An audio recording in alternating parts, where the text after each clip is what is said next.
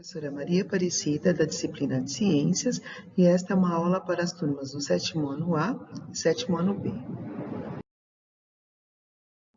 Bom, pessoal, para essa aula nós vamos precisar da apostila 3, o capítulo 23, que fala sobre os vasos que mudaram a história, na página 314. Bom, esse capítulo, o título que fala Os vasos que mudaram a história. Bom, nós vamos falar agora sobre o reino vegetal. No primeiro capítulo, que falava sobre o reino vegetal, o tema abordado foi briófitas. Como vocês lembram, briófitas são vegetais de pequeno porte e não possuem vasos de condução de seiva. Por isso que as briófitas elas precisam ficar em próximas a lugares úmidos. Por não possuírem vasos de condução, essa água que elas precisam absorver deve passar de célula a célula. Esse processo nós chamamos de difusão. Então, as briófitas são consideradas o primeiro grupo de vegetais a se desenvolverem em ambientes terrestres e são de pequeno porte porque não possuem os vasos de condução. Bom, agora nós vamos aprender,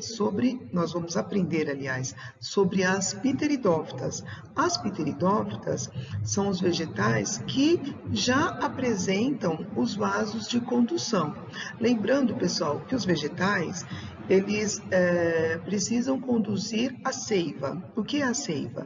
Existe a seiva bruta, que são as substâncias que o vegetal ele vai absorver do solo através das suas raízes, e existe a seiva elaborada, que são substâncias produzidas pelo vegetal depois da fotossíntese, tá?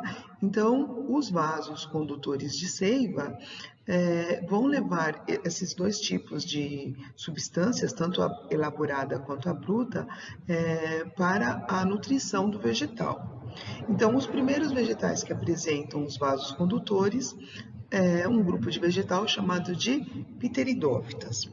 Bom, então assim, há milhões de anos, as microflorestas de briófitas devem ter existido apenas próximas a ambientes ricos em água.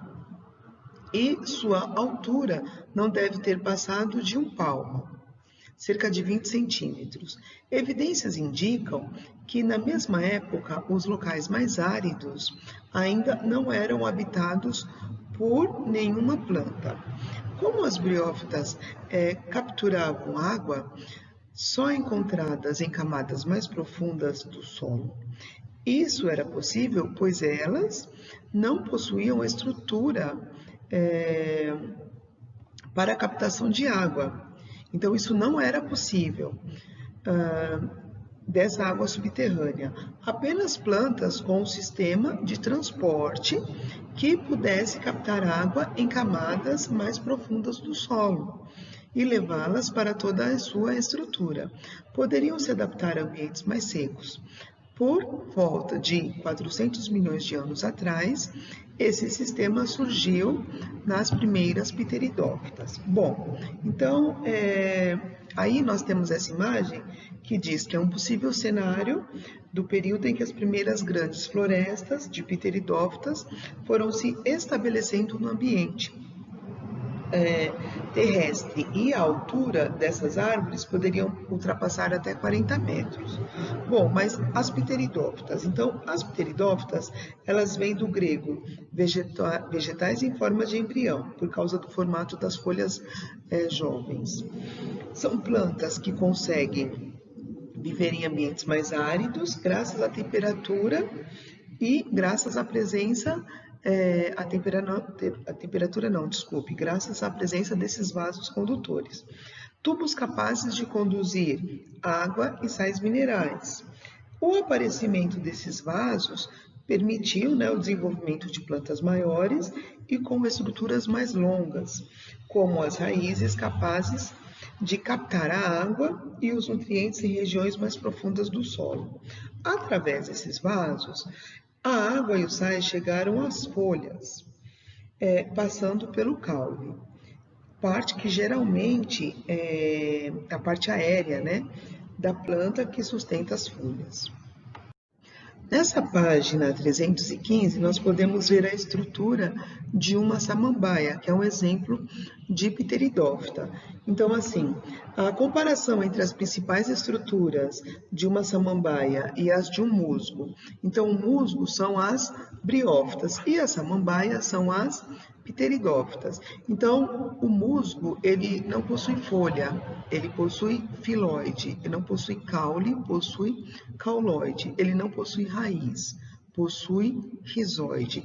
Em relação às pteridófitas, né, como por exemplo a samambaia, ela possui, né, folhas e folhas jovens, como vocês podem ver nessa imagem, possuem caule e possuem raízes. Então, assim, no caso das briófitas, né? As pequenas folhas que fazem parte da estrutura dos musgos, como representado na ilustração acima, na verdade não são folhas, apenas aparentam ser. Para ser considerada uma folha, a estrutura precisa possuir vasos condutores, o mesmo vale para o caule e para as raízes. Dizemos que as briófitas possuem filóides, cauloides e rizoides. Não podem ser considerados caules, folhas e raízes por não apresentarem os vasos de condução. Bom, além dos vasos que conduzem a seiva e os sais minerais absorvidos do solo pelas raízes para cima, foram selecionados os vasos que levam o alimento produzido pelas folhas por meio da fotossíntese para baixo até as raízes. Esse vai-vem de substâncias, ele passa sempre pelo caule. Então, como eu falei para vocês, essas substâncias, a água, sais minerais absorvidos do solo, nós vamos chamar de seiva bruta. E esse alimento que foi produzido pelo vegetal, né, com a fotossíntese, a essas substâncias nós vamos dar o nome de seiva elaborada. Bom, as primeiras plantas a apresentarem os vasos condutores foram as ancestrais das samambaias, que são das samambaias, dos licopódios e das avencas. Então, assim, o estudo dos fósseis dessa planta mostra que elas foram as primeiras a apresentar um aumento considerável do tamanho.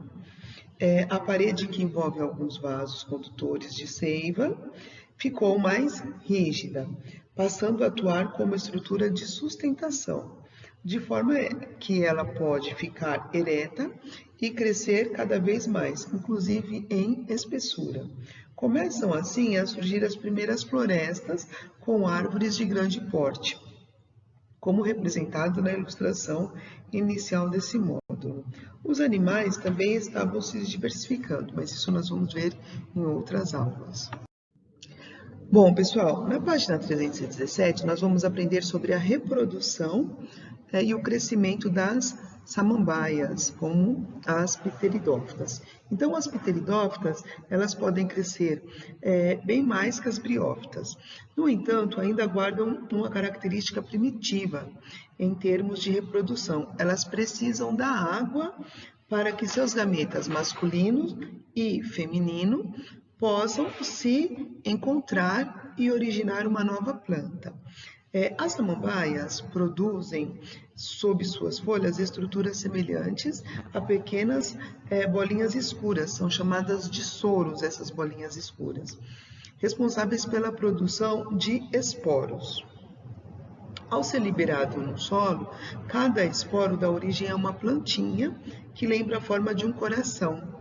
Essa estrutura, ela é hermafrodita e ela vai produzir gametas masculinos e femininos.